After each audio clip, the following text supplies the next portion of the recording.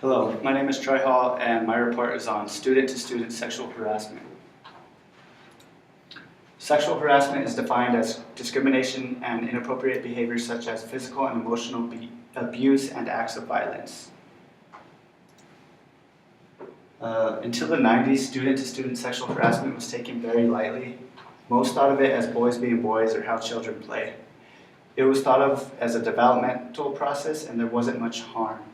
The teachers took it very lightly because they thought the kids were just being kids and didn't really mean it as sexual harassment, and they didn't think that it would cause much harm to the children. And now they found out that it's not only physically but mentally abusing most children. Some examples of harassment include touching inappropriately, popping bra straps, sexual comments, or any sexual gestures in general.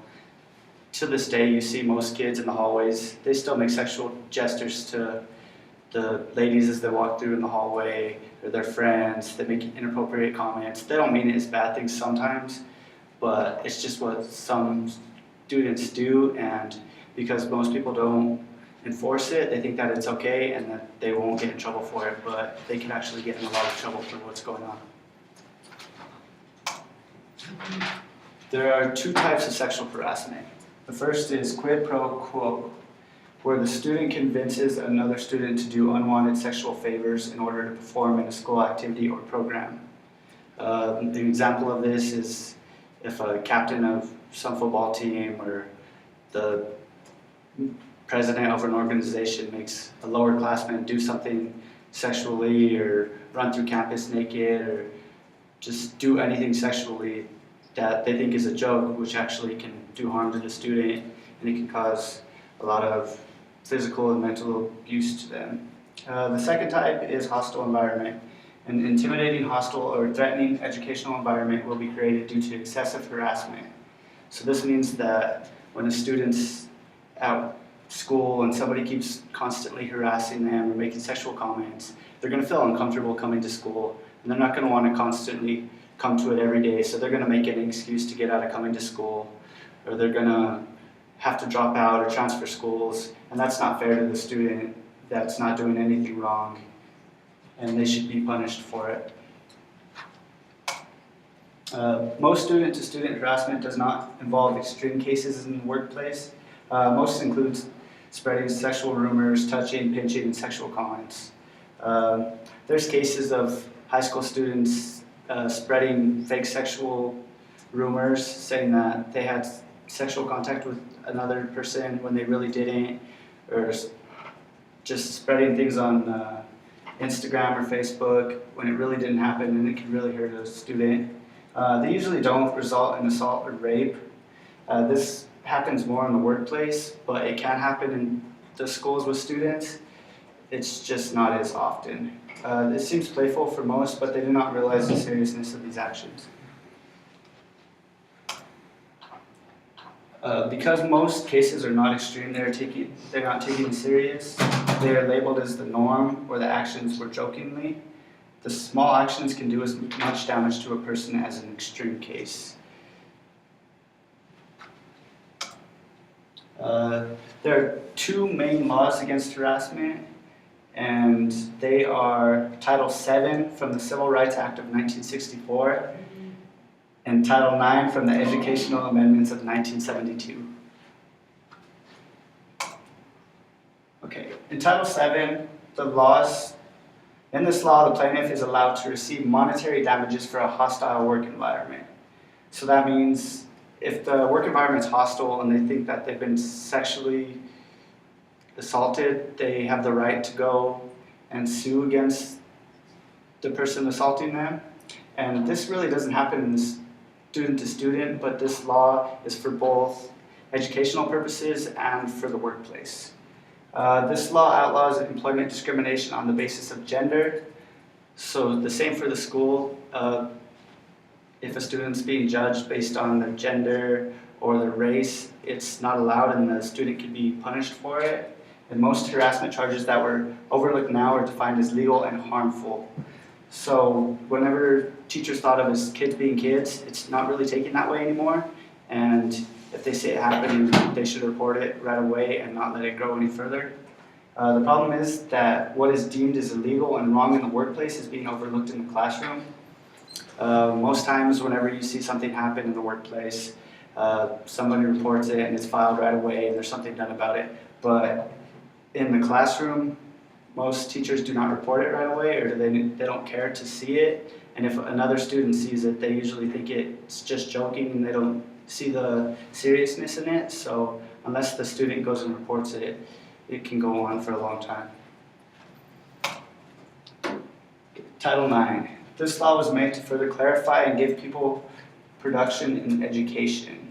So Title VII was more for the work environment, and as time went on, Title IX was made to help student to student in the classroom. No person in the United States shall, on the basis of sex, be excluded from participation in, be denied the benefits of, or be subjected to discrimination under any educational program or activity receiving federal financial assistance.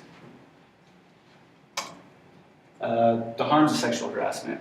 Sexual harassment can affect a student mentally and physically. Depression, insomnia, and other health risks come along with sexual harassment, and future problems in careers, outcomes, and self-motivation. So if a student's getting judged the whole time for harassment, they might think that they aren't good enough, and they won't try harder to succeed in their life, and then they'll be afraid to take on bigger roles because they don't think they're good enough. And students get the wrong idea on what the norm is to treat someone, and it may get taken to the workplace. Performance and attendance may drop, leading to more problems for the victim. So like I said, if somebody's getting picked on, they're not going to want to come to class, or they're not going to want to do their work, and they're going to be more worried about getting picked on than their schoolwork, and it can affect their future and their grades. Why harassment happens in schools. Some students with lower self-esteem, they tend to make more remarks to others and may sexually harass others. They do it to hide their pain. They think that if they do it to other people, they won't get harassed. And so if we work on the people that are having problems in the home, I think it'll get rid of some of the sexual harassment. Students feel the need for power. You mostly see like the higher up president or the football team or someone higher up that's more popular doing the harassing to the younger, less popular kids. They're basing this off of sexual stereotypes and what they've been taught. If somebody's taught in their home that it's okay to treat a woman badly, then they're going to take it to the school and they're going to think it's okay to treat other classmates that same way. Females believe it is the norm of a teenage male to treat them like that. Some females believe that if they give sexual favors, it's the feeling of being wanted, and if another student wants to have sex with them, they think that it's them being wanted and it's not sexual harassment. Sexual harassment is often confused as acceptance.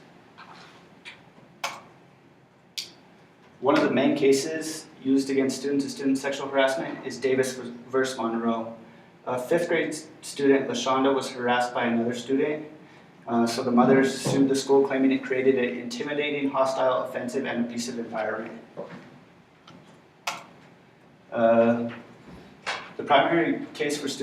This is a primary case for student-to-student sexual harassment and used for future cases.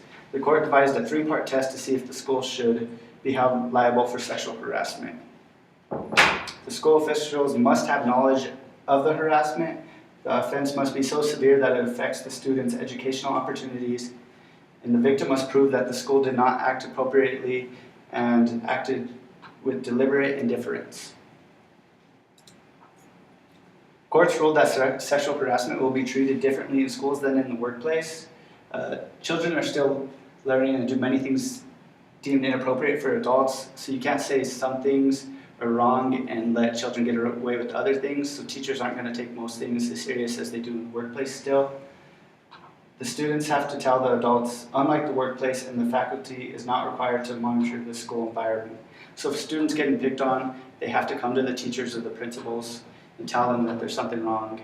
And most students won't do that because they're afraid of it getting back, or they get made fun of, or they get hurt. So usually nothing's done and something needs to change about it. There's sexual hazing in sports. A lot of the older senior captains make freshmen do inappropriate gestures. Cases of sodomy have occurred in New Mexico schools, and joking gestures can also be considered sexual harassment if taken too far. Some harassment is not reported because of the tradition for sports. Ways to prevent sexual harassment. School systems need to further train employees. Employees should be able to tell when harassment occurs. Policies and procedures need to be put into place. Investigations need to be taken early if there's any idea of harassment, and use different methods to prevent harassment. So the teachers, I know with budget cuts, there's not a lot of teachers and there's not as many like on the playgrounds whenever most of this happens. So it's hard for them to catch everything, but they need to have a better lookout to see if there's sexual harassment going on. And there needs to be more class meetings or just to inform students what sexual harassment is and that the little things can be considered sexual harassment and they can be just as damaging. And that's my report on student-to-student sexual harassment.